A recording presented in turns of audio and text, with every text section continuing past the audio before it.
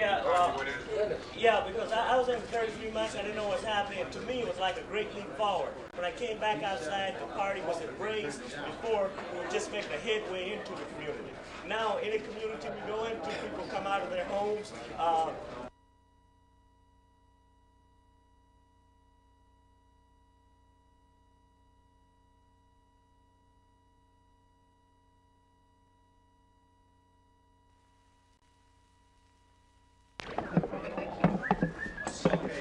What are you going to do? Okay, Huey, you have a statement to read? Make a statement. I have something to say. Nice and loud. Okay, nice and loud. I would like to call attention of a legal lynching that is about to take place in New Haven, and that is the legal lynching of Maglukas. Maglukas' jury will go out on Tuesday. We're calling for the community to come and give the racist judicial system of this country, and New Haven in particular, a mandate. And that mandate will be against this lynching that's about to take place. Only the power of the people can stop this. I know from experience that the people can transform society and can surely free political prisoners and prisoners of war. I'm asking the people to do what they have done. I'm asking the people to do for Maglukas what they have already done for me, and that is free Maglukas. We were informed by Maglukas that the district attorney has offered him a deal. Usually in a case serious as this one, the district attorney will not offer a deal. But he offers a deal in this case because the state's case is fabricated against Maglukas. The state doesn't really want Maglukas. They want Bobby Seale, our chairman. They would like Erica Huggins, and they also would like Landon. The deal was, Maglukas, if you testify against the chairman, Bobby Seale, if you testify against Erica Huggins and Landon, then we will mitigate your sentence and give you 15 to 20 years and guarantee that you will be out in 8 years. This is a statement of the district attorney. Maglukas, of course, refused this. He refused to testify or lie against anyone. The guilty party is George Sams, who's an agent for the FBI and a madman. He's a very ill person. And I have very much sympathy for George Sams, matter of fact. He shouldn't be in prison. He should be in a therapeutic environment. I can't say he should be in a mental institution, not in this country, because this country is not equipped to deal with sick people, and because it's not even equipped to deal with well people. And this is why the Black Panther Party says it's necessary for the people to transform this society and therefore free the world in order for the world to be a place where human people can exist. Now, as for Maglukas, we would like to call you out at 10 o'clock on Tuesday. We're holding a rally there. And if you come out in the mass, then the courts will get the point that the people will no longer stand to see a member of our group, a member of the human race, be crucified without justice whatsoever. Where's the rally, in New Haven or New York? On the New Haven Green.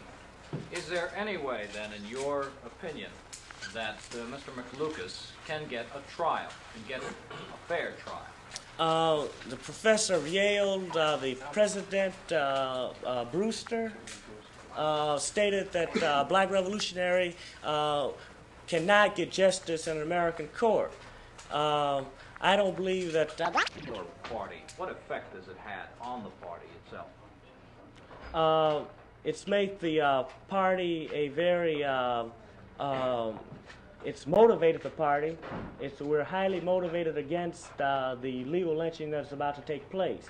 As far as crushing the party, it's impossible to crush the party because the party is one with the people. And in order to crush the party, that genocide will have to be inflicted not only upon the people of this country, but the people of the world, because we struggle with all oppressed people. We struggle against the international bourgeoisie with its home here in North America. We realize that no oppressive government, no fascist government can exist unless the United States imperialistic government supports it. So we know that the final battle will occur here, and this will be the battle of liberation for the whole world. You call for a community mandate. You say you want to Gather together to decide what action to take. This action might take the form of a political action or military action. In other words, that we believe in taking any action that's effective and effective at the time. What kind of military action could you take against the courts? We never broadcast our military maneuvers for military reasons. We might broadcast them for political reasons, which we've done in the past. This time, the game is a very serious one, and we're not willing to play it, matter of fact. That we're serious, and whatever we do, we'll do that, and we operate on the axiom that in order to say what I want to say, I can't do what I want to do. To do what I want to do, I can't say what I want to say. Therefore, observe our actions, and you'll know what I want to say. Well, how do you characterize your organization? Is the vanguard here in North America, representing the oppressed. We say that in the first place that we're a colonized people. And even though we're colonized not in a classical sense, because we're a colony brought home to the mother country, but we're colonized nevertheless. So we would say that the first that we're enslaved, and we are not willing to bargain for one slave master against the other. And we are not begging the slave master to be a little more kind. The only thing he can do is stop being a slave master. Everything else is only a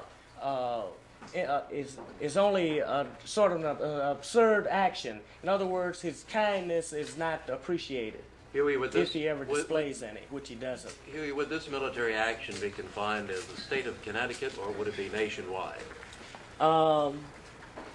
When the people decide to move, I'll guarantee you it will be international. The Black Panther Party is an international party. We have a coalition with all struggling people of the world. And we feel that we must be internationalists because we're fighting an international enemy. How soon do you think the people are going to want to move? The people are already moving. The people are moving in Vietnam. The people are moving in Laos. The people are moving in Cambodia. The people are moving in Latin America, Brazil. The people are moving everywhere. We're just joining in. Matter of fact, we're latecomers. International communism has as one of its tenets the fact that it will try to win over people in other countries. Are you allying the Black Panther Party with that type of movement? In fact, perhaps that movement? We support all people who struggle for national independence and self-determination. Some of these countries are revolutionary nationalists, and others choose to be socialists. That's their business. We say that they must be free because we realize as the countryside of the world becomes free, and the Black Panther Party calls the developing countries of the world the countryside of the world, while the United States is the city of the world. And we realize that the United States thrives upon the raw materials of the countryside. As each country becomes free, that it chokes the city, because the city needs the raw materials, you see. So as the city is choked, then this increases our chances here as a colonized people to become free. So while we're not nationalists, we support national wars of independence. We know that once the imperialists is crushed, nationalism will not be necessary any longer. You support the Viet Cong? Pardon me? Do you support the Of Viet course, Cong? we support the Vietnamese people. Matter of fact, pardon me? Viet Cong. Oh, the Vietnamese people don't know what the word means, and they never use the word, so I don't know what it means. Huey, in what country would you say the people are free? What is an example of that? We're offering troops to the people who are engaged in armed struggle against the racist, reactionary American troops in Vietnam. We're now awaiting an answer. We've sent a formal declaration to the Provisional Revolutionary Government in the South. We've sent a declaration to the Paris Peace Talks, one to the National Liberation Front. And we're now waiting for a reply. We also sent a copy to our embassy in Algiers. We've been recognized. We celebrate with us because we've been recognized now as the official liberation revolutionary group in North America. We have an embassy in Algiers, and now we're ready to launch a new international, which will be called the New World Liberation Front. Why do you hold a press conference at an East Side penthouse? Pardon me? Why do you hold press conferences in penthouses? Aren't they kind of diametrically opposed to what you're talking about? No, because we thought we would come where you fellows live. You see? Huey, are you blaming the Nixon administration or Mr. Hoover's office for the situation that the Panthers are in now? I'm blaming the first and foremost the 76 companies who control Nixon.